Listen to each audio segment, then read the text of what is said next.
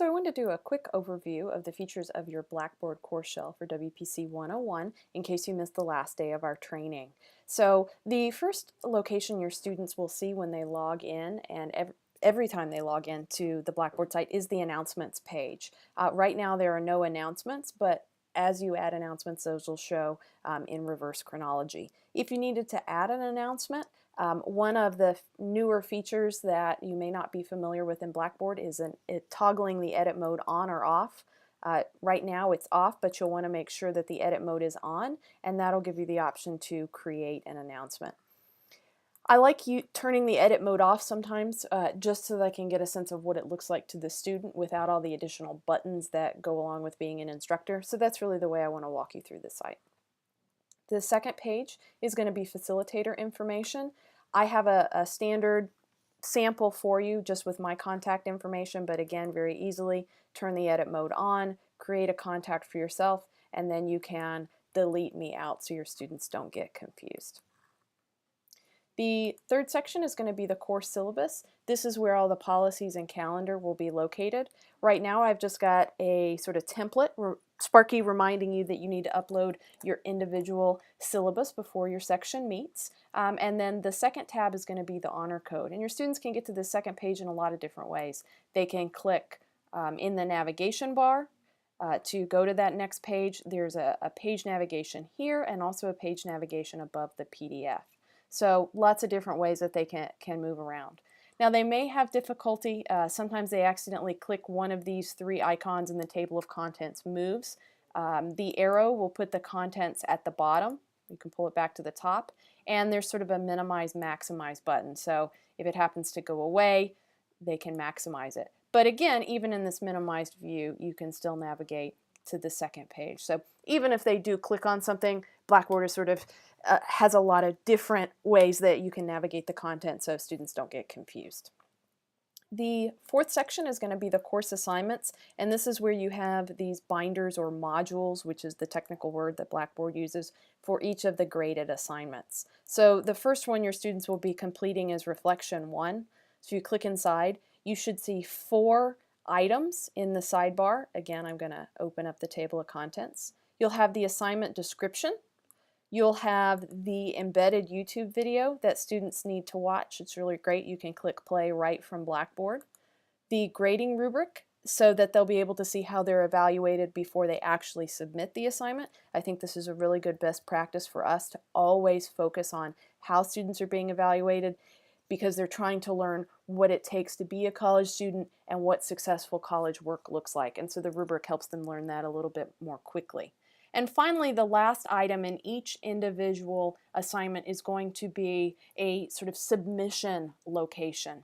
Now, many of the assignments are uploaded as Word documents or as PDF files. You'll see that I have added just a little description for how the students should save their files and how to go in and actually view or complete the material, but you will need to go in on each assignment and add in when the assignment is due, both the time that your class starts, the day of the week, and the date. Just because there are so many sections meeting at so many different times, that's something that I'm going to ask you to do.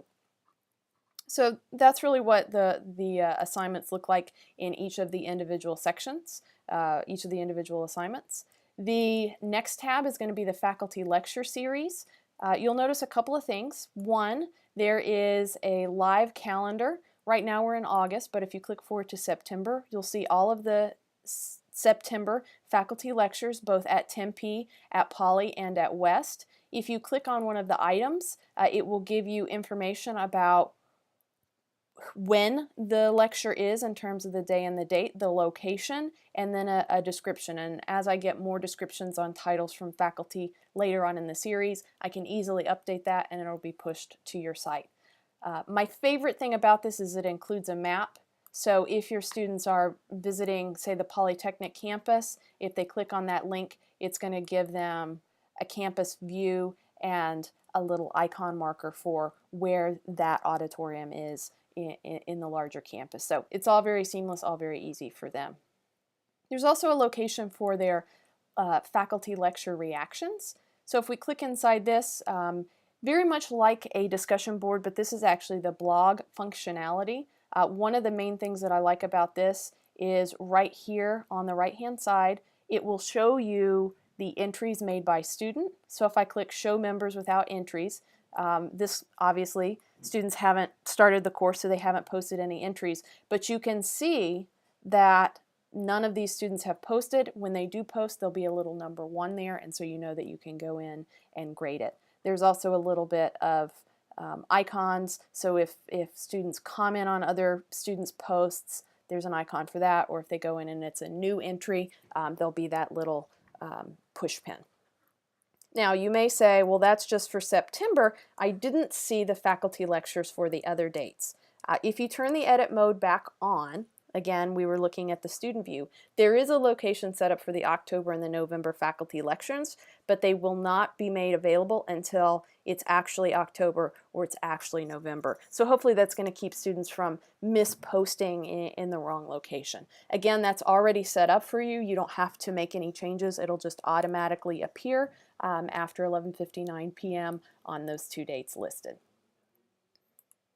There's a tab of student resources, pretty much anything I could imagine that you'd want to direct your students to. We've got the campus links, some WP Carey student resources, and some first-year student resources.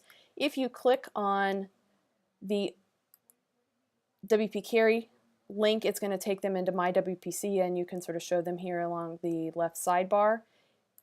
If you want to click on this ASU First-Year Resources tab, this is put together by ASU at large and has literally dozens of places that students can click through if they want to learn about the safety escort service, things like that. So it's a nice little web of material for them, and again, this is populated into everybody's Blackboard page. There's a link here for your students to check their own grades. If you click it, it will give you this message. Because you're an instructor, you don't necessarily have personal grades, but you can access those grades by going into the Grade Center. So it may be closed, you can open it up, a couple different ways that you can access it. So I'm going to go into the full Grade Center and show you a few things. One of the things that I have done, if you wanted to see how the full grade book is put together, you can go into the column organization and you can see students' names, ID, and total points earned are all going to be at the beginning. There is a location for an absence penalty if you have a student that misses more than that 1 excused absence. And then things are grouped by unit, unit 1, 2, and 3, and then a sort of final unit for things like extra credit, participation, and lecture reactions, again, because they don't necessarily align with a unit, they're just more general to the course. If you needed to move something around, you can easily drag it and drop it. But I've organized everything by the way it'll come up in the semester, so you shouldn't need to do that. There's another way that you can sort of look at the grade book in case there's so many columns or you want to get to something that's at the very, very end and there's just a lot of columns that you want to sort of eliminate but not actually delete. You can do that through this filter button, and this will allow you to change the view. So if you just wanted to view the faculty lecture reactions, you could click that and it's only going to pull up the 3 columns related to the faculty lecture reactions. You can do the same things for the units. If you've gone through Unit 1 and Unit 2 and you just want to see the things for Unit 3, again, it's only going to pull up those items that are related to you right now. And you can see that it doesn't even fill up the whole screen. There are a few little links on the sidebar for the ones that I think you'll do the most. The assignments, the faculty lecture reactions, and the participation that you'll be entering every week. So I've tried to set up a couple of easier navigation components for you to make grading not the most complicated thing for you, though I know it can be quite time consuming. But one of the great things about having all of the scores in the gradebook is that students will be able to see their running total points out of 1,000. So at any point in time they can check and see where they are. And it will tell them, that, hey, you've got to get to 1,000, but you're only at 400, and they can sort of see we've completed, more than half of the class, and I'm not even, halfway there in my point values. So that gives a student a little time to adjust their performance or the amount of time they're putting into the projects, as opposed to waiting till the very last day of the semester and saying, you know what, you're going to get a B. I think it's good for the students to know where they stand at any point in time so that they can get the grade that they want. So that's my little overview of the main features in Blackboard. I am going to be posting some shorter videos to help you do some of the things throughout the semester that may be new, like using the Safe Assignment feature for downloading some of the grades.